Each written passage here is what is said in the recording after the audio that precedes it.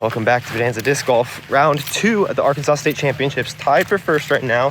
Go watch that first video if you want to see how that went down. But you're already here. Might as well watch round 2 because it is going to be interesting. Super rainy.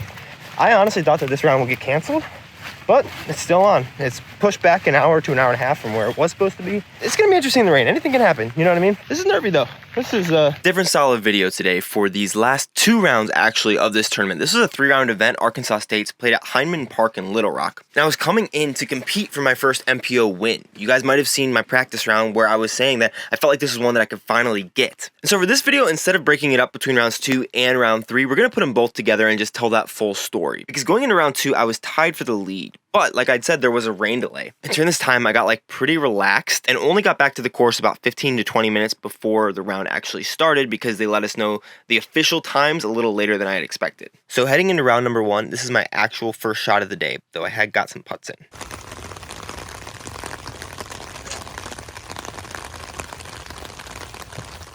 Throwing that zone, I really didn't even know if I was in bounds because there is a painted line instead of it just being the water and beyond. I was just past it, similar to that blue disc over there, and so we're actually going to be 12 down starting this round because we were 11 down in the first round. Moving into hole number 2, it is actual hole number 2 because I was on lead card tied for first, and this puts me in solo first place at the moment. Throwing a slightly lightweight destroyer to just the middle of circle 2. Really not a great throw. I shanked it a little bit to the right. I'm trying not to let this rain affect me too much because ultimately, as long as you keep your hands dry, it really doesn't have to, but it's really hard for it not to get in your head. Let this putter go a little bit low because there is a drop off on the backside, and not too mad about dropping in a par there. Hole number 3 is 440 feet, and there is water in the middle of it that you have to play around. I'm just playing this one like a par 4, pitching up a zone, trying not to get behind those trees, which I end up getting behind and having to throw another hyzer with the zone. It ends up coming right out of my hand, not right out of my hand, but to the right out of my hand. Very happy that that got safe in bounds, but it leaves me with this really long putt that I just missed in order to save the par. So that's a bogey. So birdie, par, bogey. Moving on to hole number 4, which is one that I really haven't figured out because my forehand has not been there. And it's 354 feet with a rightward finish and not a great hyzer or flexi line on the backhand. So because I don't have that shot dialed in at 350 feet, I leave myself a little bit short with my strike, and I'm trying to figure out how to throw this zone. End up maybe making one of the worst choices of the ways that you can do it because it was not a hyzer with the forehand or the backhand. It leaves me about 30 plus feet long.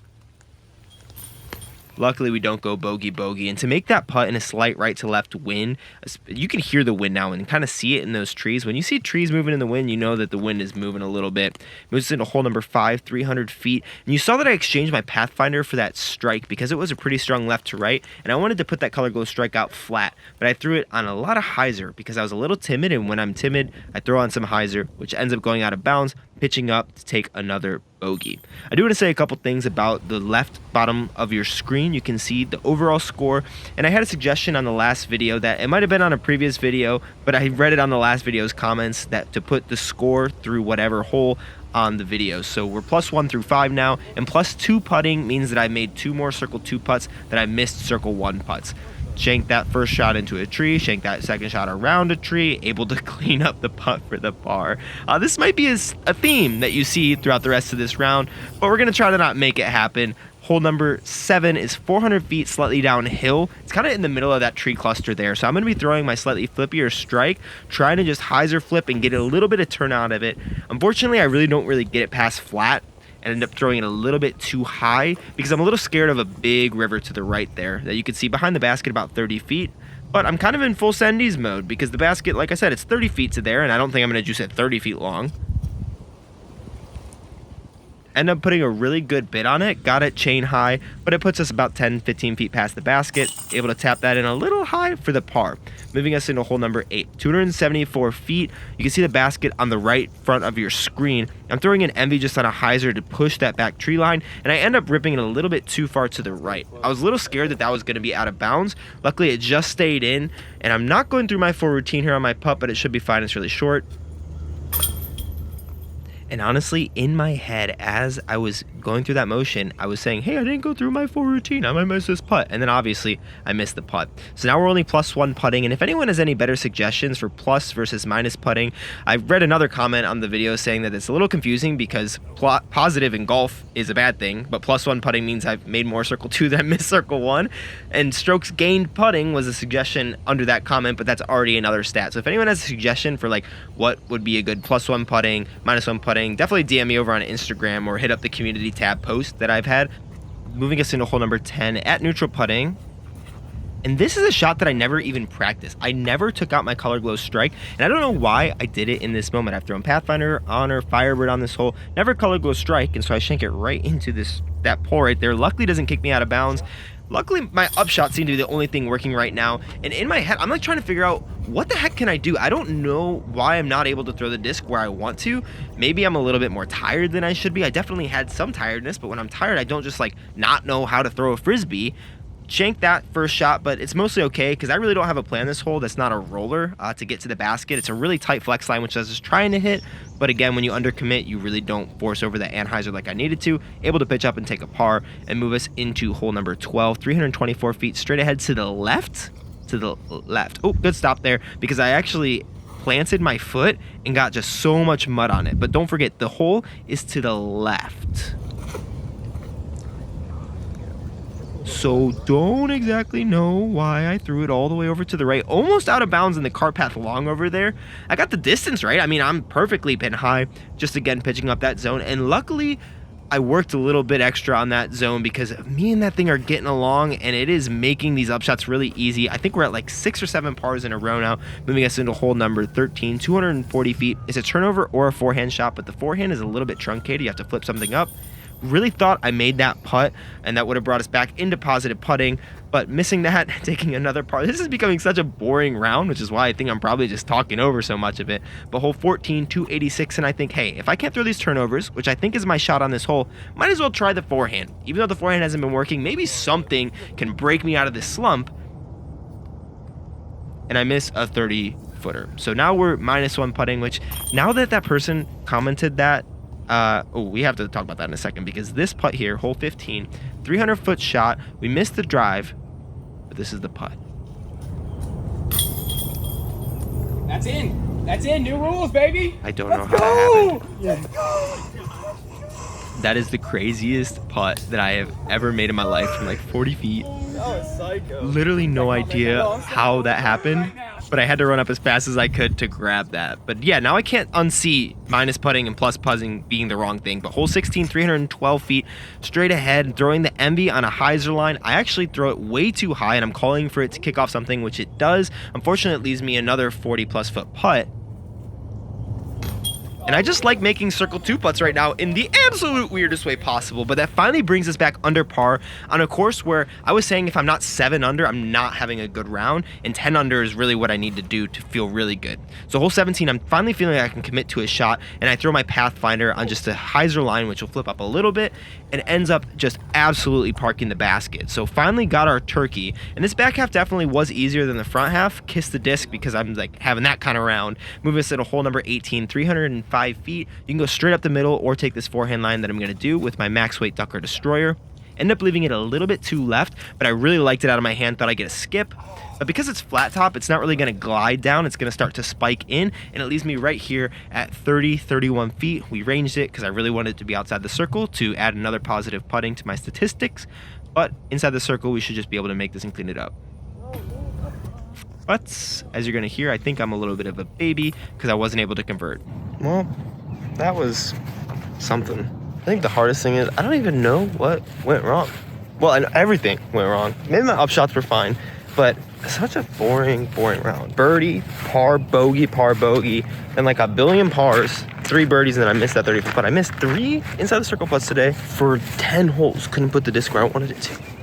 And I don't know why, which that about sums it up. But I do have some ideas looking back a little bit more as to why I literally couldn't put the disc where I wanted to for those like 11 middle holes, basically after hole number 1, because even hole 2 is pretty shanked. And I think unfortunately this comes down to a pretty big amount of mental fatigue that I've had. There's been a lot of stuff with the channel and with traveling and with the disc drop and with doing tournaments and like putting a lot of pressure on myself, not necessarily to like get my first win. Obviously that's what I was trying to do, but I had settled down for the day and going back in round number 2, not giving myself adequate time to warm up. And honestly, I felt like I cared a little bit less about this second round, and that definitely bleeds into the third round. So I'm definitely not proud of how that happened, but there was one other idea that I had right in the moment as to why I didn't think I scored very well during that second round. And I was so focused on my score instead of my shots for a lot of it. I was thinking, okay, this is going to get me to this score, do that, and throw the next shot. That's literally all it is. It was hard that the first hole that I was like, okay, I'm confident that I'm going to get a birdie on. I think that putt, and that got me, that like erased my confidence for a lot.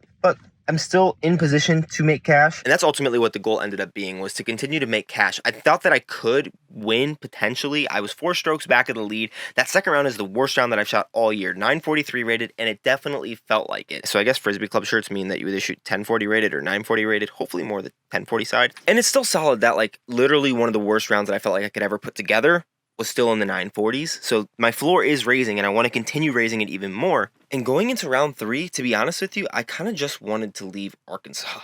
And this had absolutely nothing to do with the tournament. It was just the fact that I knew that that same day or the next day that I played that round, I was going to have to drive up here to Kansas City and maybe to Emporia because I was waitlisted for DDO. We'll get into that in a future video. And so honestly, my mind was a billion places except for my round. But that didn't mean that when the round time came, I didn't have the ability to kind of get into that mode. But my warm-up was a little bit lackluster. My mindset wasn't all there. Big shout out again to Kyle, who held my bag and the camera for all this weekend. And there was one other goal that I'd had going into this round, because I knew that if I shot 977 on the weekend, rating wise, I would get 970 rated when the ratings update comes out tomorrow. So I had to shoot a 977 rated round in the third round.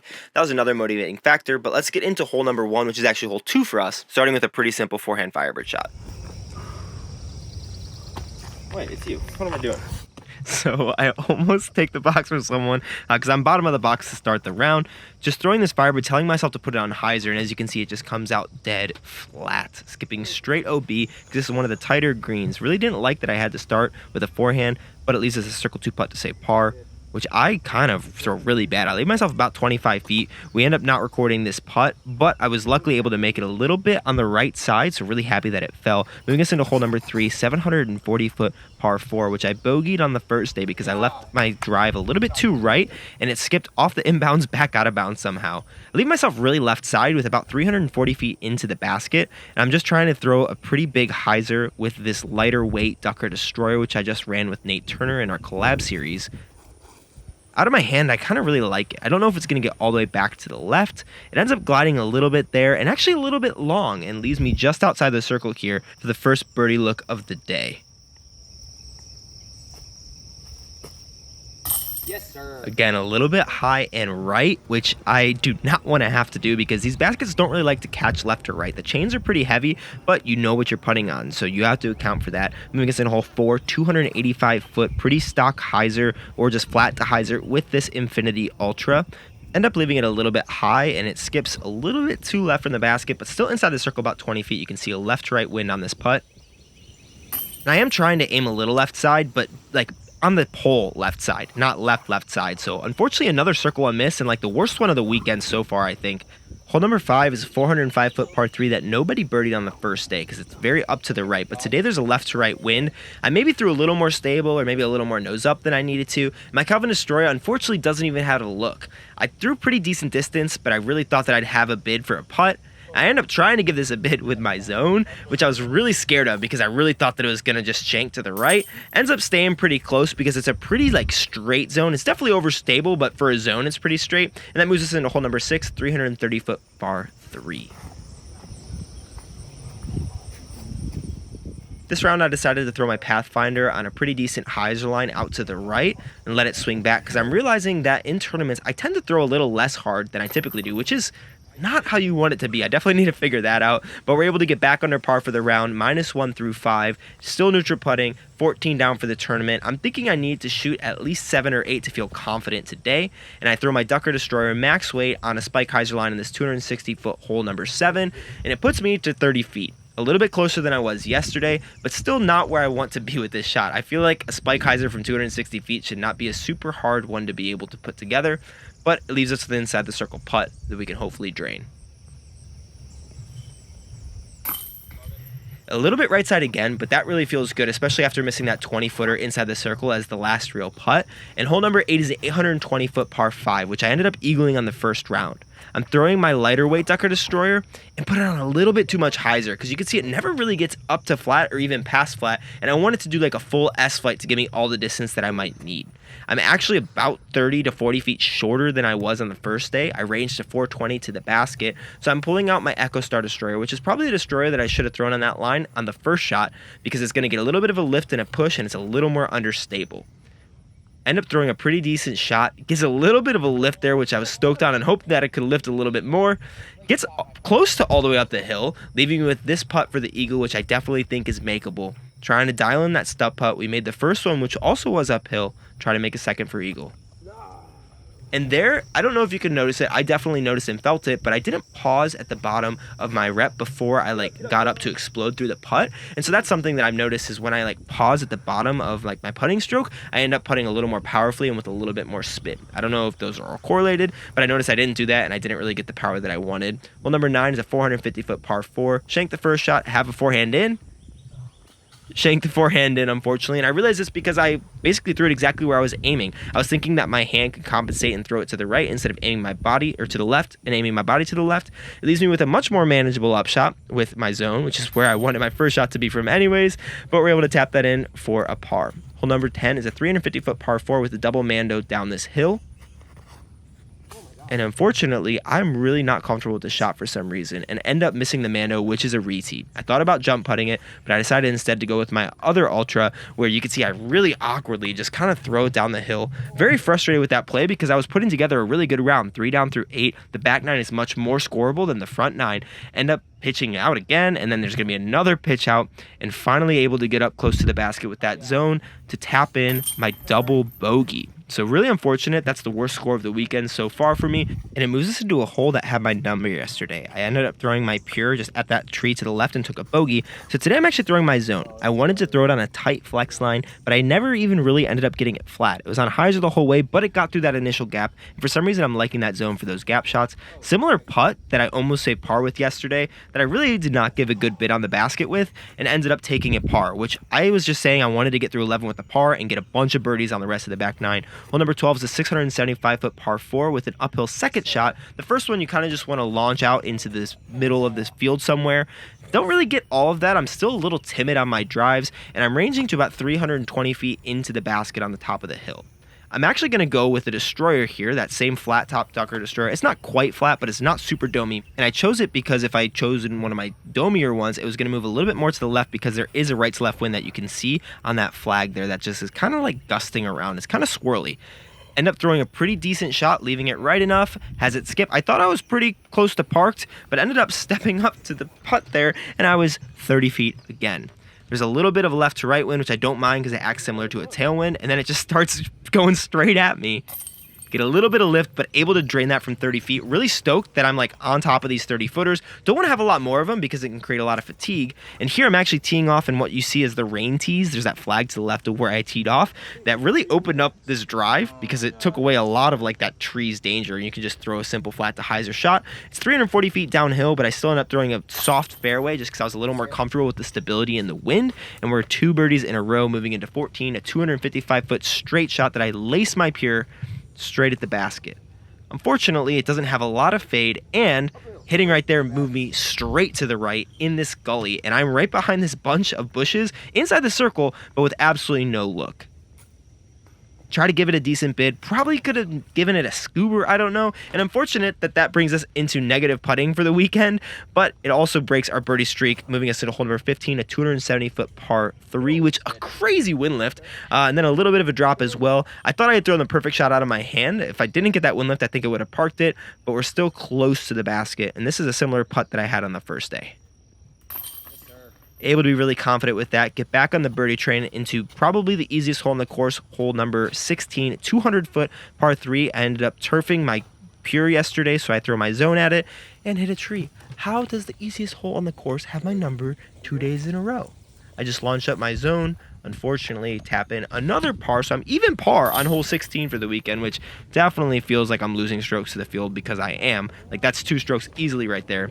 Hole 17, I'm trying to decide what disc. I thought it was going to be Calvin Destroyer, and then I felt like it was a tailwind, so I thought it was my Honor again, and then it was back to the headwind. The wind was just swirling a lot this day, and so I ended up throwing my Calvin Destroyer on a little too little hyzer. I wanted a little more spiky of a hyzer to mitigate the distance because I ended up pushing it a little bit long. It's only about a 320-foot hole, and even on that hyzer, I put myself just outside the circle, so we thought. My card mates let me know that it was like kind of at that distance where I ranged it to like 32 to 34, and they're like, if you don't mark it, you're out. If you do mark it, you're in. But I kind of felt like I was in no matter what, and so I wanted to kind of be that type of sportsman where I would mark it and just like putt as if I was in. Because I probably was in, and unfortunately, I missed that first 30-footer. And I missed the mini as well. Hole number 18 is 630-foot par 5. And it was weird because I knew I was out of the cash by like 1 or 2 strokes at this point because of a pretty poor round. They all liked that skip, and I hated it because I wanted to be on this lower side. I did not want to be on the hill. And one of the interesting things is I didn't really care that I was out of the cash. This is one of the weirdest things that's ever happened to me in sports because I've never I'm always very competitive and I've never not cared, but I was kind of in the mindset of there's so much other things that I would need to be doing and want to be doing, and I just kind of want to get off the course. Who cares if I cash? But I wanted to try to figure out if it was still in me to dig deep and get these last couple holes. I was going for an eagle there, which is why I wanted to be a little bit lower on the hill. Ends up with a really easy upshot that I throw a little long because I was part of me trying to throw it in again because I would have loved to get 2 throwing eagles in a row. But to do that, I probably should have thrown the Anheuser backhand because it would have stayed a little closer to the basket instead of the Heiser forehand. But we got another 30-footer. No, man. Come on.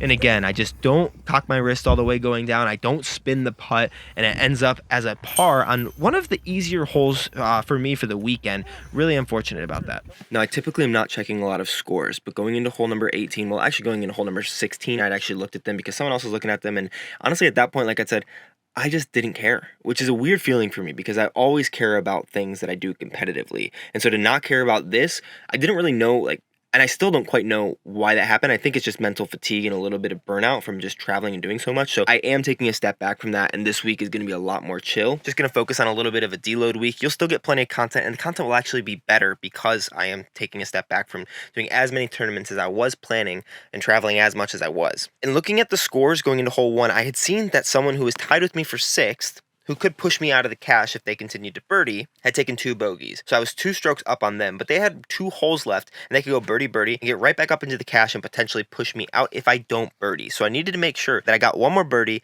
getting me to 18 down, because I didn't think that that guaranteed me cashing and keeping my cash streak alive, because I've only not cashed at my first tournament, and it was by 1 stroke. And so stepping up to hole number 1, and a pretty strong headwind, and having not even in practice or in my first round thrown a good shot on that hole, I was a little bit nervous.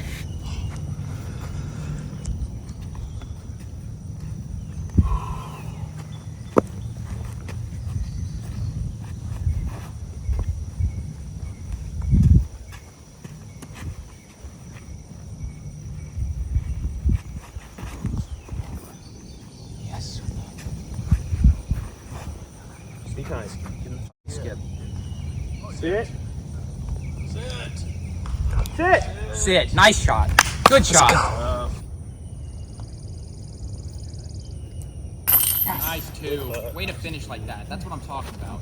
So to get the birdie there, and to be told later by one of you guys over on Instagram that I was the only birdie on the day, and I went and looked at the stats and that was true.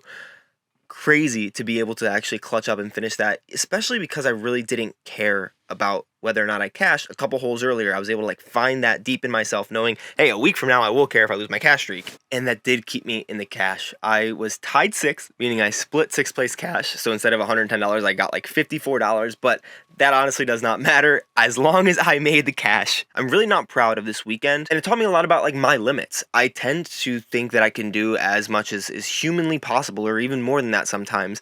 And I think this weekend was really helpful in me seeing I do need to decompress. I do need to deload. I do need to focus on this channel because this is my main income source, and traveling so much, focusing on my tournament so much is actually If you look at my views at the start of this month of June, it's been really bad. And that's like all on me because the content just hasn't been up to par, and I've even missed a couple days of uploading. My tournament play gets worse when my content suffers because this is my job, and when I'm not fulfilling my obligations in my job, the things that are outside of my job are going to be hurting as well. In that final round, it was only a 959 rated round, so I didn't get to that 977, so I don't think I'll be 970 rated. I think it'll be like 969 or 968 once the ratings update comes out, which is still not bad, and I still averaged 971 for the event. I just am really hoping that I can put together a tournament here soon. I have one more this weekend, and then I have 2 weekends off where I'm planning on producing and doing a lot of really cool content and just like upping that level back on the channel. And I just thank you guys so much for watching these videos. Today, actually, as you're watching this, marks 1 year of my channel being around, and we hit 20,000 subscribers today. Exactly 1 year. Last night it was like 19,970 something. Thank you guys everyone who subscribed and I made that eagle throw in. We got like 200 and something subscribers from that video, and we hit 20K at exactly a year after hitting 10K at exactly 6 months. Hopefully we can hit 30K before another 6 months from now. So if you want to subscribe, or if you're not subscribed, I'd appreciate you doing that. So competing for my first MPO win, this was definitely like the first time I felt like I was really in contention, and I definitely blew it over the last 2 rounds. And I think a lot of that had to do with that little burnout and fatigue. So if you want to check out the first round, it was a phenomenal round. Got 2 eagles. It's not spoiling too much because that's in the title, but check that out right down there. Also shout out Nate Turner, who beat me by 1 stroke, shooting a phenomenal 997 rated last round, 976 for the event. So even though I won in all of our little creator things, he won in the thing that mattered. I appreciate you guys a lot. Okay, love you. Bye.